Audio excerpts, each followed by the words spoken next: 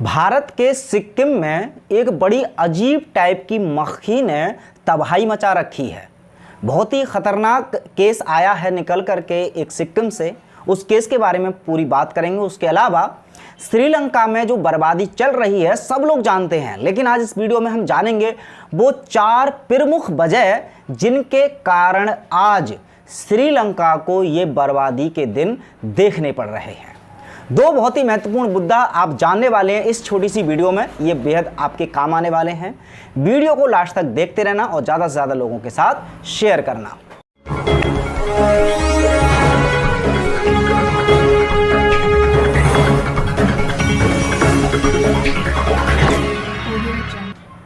नमस्कार, मैं हूं सुमित आजाद और आप देख रहे हैं ग्लोबी न्यूज़।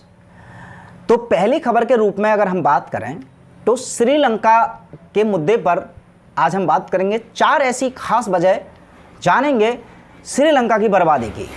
अब हालात हालांकि प्रेजेंट में क्या है वो सब लोगों को पता है, लेकिन जिन लोगों को नहीं पता उनको एक बार और अपडेट दे देता हूं कि पूरी तरह से श्रीलंका की जनता बहुत ही क्रोध में आक्रोशित होकर के सड़कों पर आ चुकी है। राष्ट्रपति भवन में बहुत बड़ी संख्या में लोग एंटर हुए।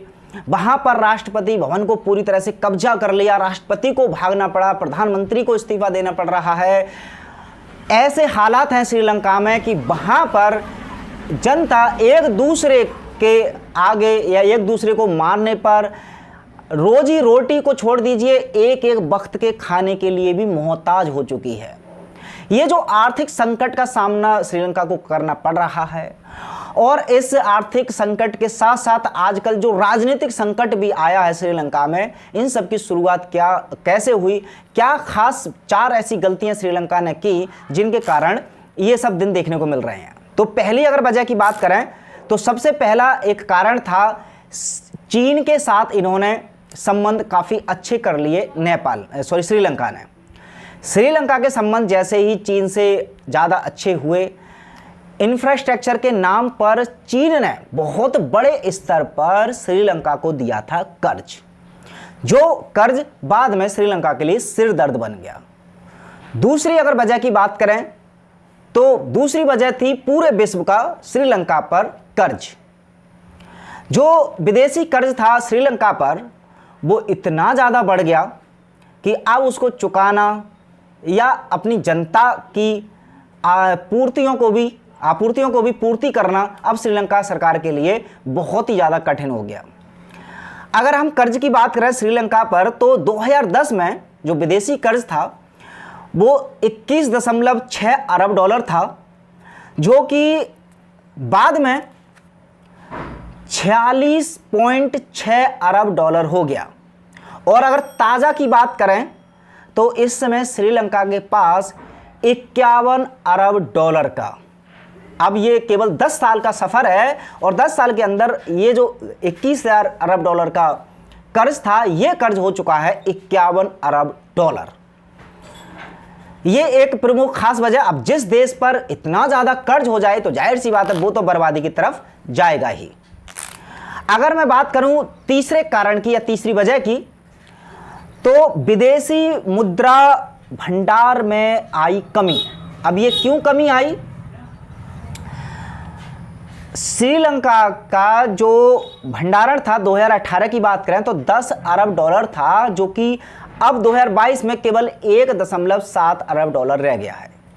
अब ये विदेशी मुद्रा भंडारण होता क्या है कि जितना ये ज़्यादा होता है उतनी ज़्यादा पॉसिबिलिटी है कि कोई भी देश विश्व बैंक से या किसी से कर्ज ले सकता है। तो अब इस समय श्रीलंका कर्ज भी नहीं ले सकता ज़्यादा किसी से, क्योंकि इसका जो विदेशी मुद्रा भंडारण है वो बहुत ज़्यादा कम हो चुका है। चौथी अगर वजह की बात करें तो टूरिज्म पर मार। अब श्रीलंका की कम से कम 10% जीडीपी का 10% टूरिज्म की कमाई से ही होता था। और जो ट्रेंडिंग बीमारी आई थी जिसमें पूरे विश्व में भी सारी चीज़ें लॉकडाउन तालाबंदी का सामना करना पड़ा था, तो श्रीलंका का टूरिज्म बंद होने से बहुत बड़े स्तर पर, वैसे तो टूरिज्म बंद होने से सभी देशों को बहुत ज़्यादा नुकसान हुआ, लेकिन श्रीलंका को बहुत बड़े स्तर पर नुकसान हुआ और उसी का खामियाजा है कि ये दिन देखने पड़ रहे हैं श्रीलंका को।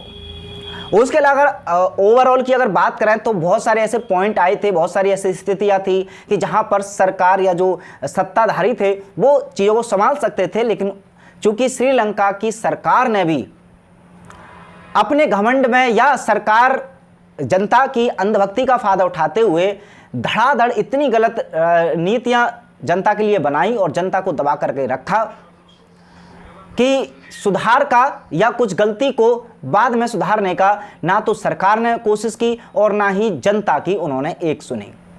फिलहाल अगर भारत की तुलना भी करें इन सभी बिंदुओं पर, तब आप पाएंगे कि हालात अब भारत के भी ठीक नहीं है और भविष्य भारत का भी ठीक नजर नहीं आता है। लेकिन क्या भारत के भी कुछ इसी तरह के संकट का सामना करना पड़ सकता है भारत को भी?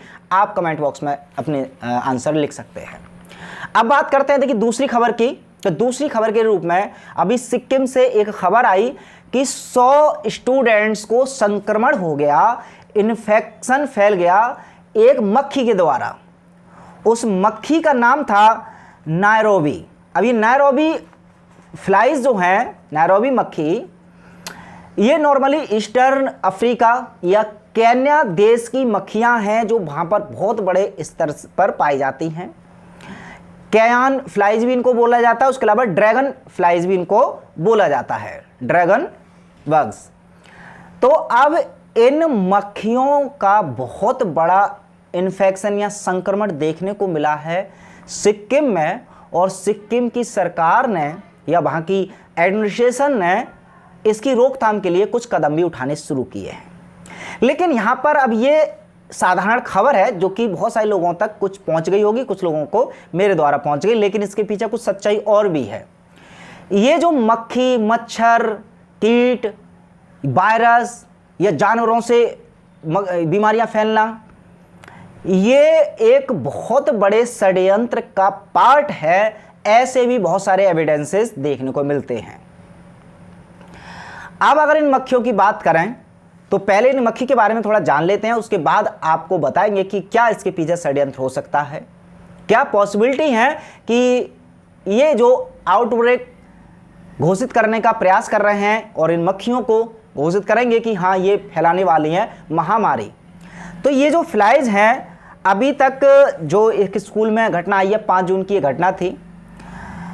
ये मक्खी ऐसी होती हैं कि नॉर्मली ये ज़्यादातर काटती नहीं हैं। यदि वो आपके शरीर पर बैठ जाती हैं तो उनको यदि आप डिस्टर्ब नहीं करेंगे तो ये काटेंगी नहीं, लेकिन यदि उन मक्खियों पर, जैसे अब मक्खी कोई बैठ जाती है उसको आप मारेंगे या कुछ करेंगे टच वच, तो जाहिर सी बात है कि वो कुछ ना कुछ रिएक्शन करेंगे। रिएक्शन के तौर पर वो एक एसिड छोड़ जाते हैं, उस एसिड का नाम है पेडरिन। अब ये पेडरिन एसिड जाहिर सी बात है आपके स्किन पर कोई ना कोई एलर्जी करेगा। तो एक तो एलर्जी करता है कि वहाँ पर एक मार्क हो जाता है और वो मार्क कुछ दिन टाइम चला भी जाता है, लेकिन यदि आप उसको फिर स्क्रैच वगैरह करते हैं तो इन्फेक्शन और भी बढ़ने का खतरा रहता है। लेकिन अब चूंकि इस तरह के कीटनाशक की बात करें तो अगर सिंपल साधारण मच्छर भी करें तो साधारण मच्छर भी अगर आपके यहाँ काट लेता है तो कुछ ना कुछ मार्क लग जाते हैं, फिर उनको खुजा लेते हैं, लेकिन वो सब कुछ ठीक हो जाता है। ले दे करके अगर कोई भी मक्खी या मच्छर किसी भी तरह के कीटनाशक से कोई छोटी मोटी बीमारी या किसी भी तरह की फैलती है तो वो बॉडी ऑटोमेटिक उसको रिपेयर कर लेती है। लेकिन अब इन लोगों का प्लान क्या है कि अब चाहे ये मक्खी फैलाए कोई बीमारी, चाहे कुछ मच्छर फैलाए बीमारी, जैसे कि अब डेंगू काफ़ी ज़्यादा फेमस है, डेंगू मच्छर के नाम पर अब ये डेंगू का टीका लाने वाले हैं। और अब ये नैरोबी फ्लाइज के नाम पर जो भी संक्रमण होगा इसको रोकने के लिए स्वच्छता अभियान ये वगैरह ये सारी चीज़ फॉर्मेलिटी तो पहले से भी करते आ रहे हैं, लेकिन अब बड़े स्तर पर टीकाकरण की भी बात चलने वाली है कीटनाशक चीज़ों से फैलने वाली बीमारियों से बचने के लिए। तो ऐसे में अब ये जो फ्लाइज की आप वर्ड उड़ा देना या मच्छर की को बदनाम करके बस बता देना कि हाँ इस तरह की बीमारियां फैलने वाली हैं, तो सच्चाई में क्या ये इतनी बड़ी स्तर पर आउटब्रेक्स ला सकती हैं मक्खियां मच्छर, या फिर ये आउटब्रेक्स या महामारी पूरी तरह से षड्यंत्र के तहत लाए जाते हैं?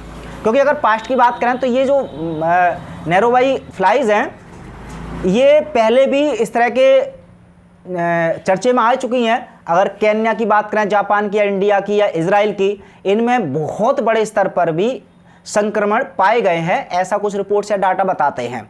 लेकिन उसके बाद भी सब कुछ ठीक हो गया था। लेकिन अब खासकर ये ट्रेंडिंग बीमारी का जब से दौर चढ़ा है, अब किसी भी बीमारी को ये जो तथाकथित स्वास्थ्य संस्थाएं हैं वो हल्के में नहीं लेना चाहती हैं। वो चाहती हैं कि अब इनका परमानेंट सॉल्यूशन हो, उनको परमानेंट सॉल्यूशन एक टीका ही नजर आता है। तो अब ये सब चीजें फैल रही हैं, इसलिए ये टीका पर जोर देना चाहते हैं या फिर ये टीकाकरण पर जोर देना चाहते हैं, इसीलिए इस तरह की बीमारियां उत्पन्न हो रही हैं। क्या है आपकी राय, कमेंट बॉक्स में बताइएगा जरूर। और भी देश और दुनिया की हर छुपी हुई और बहुत ज़्यादा महत्वपूर्ण जानकारी यदि आप पाना चाहते हैं सबसे पहले, तो ग्लोबी न्यूज़ को सब्सक्राइब कर सकते हैं, बेल आइकन भी दबा लीजिए। मिलते हैं अगली वीडियो में, तब तक अपना ख्याल रखें। जय हिंद।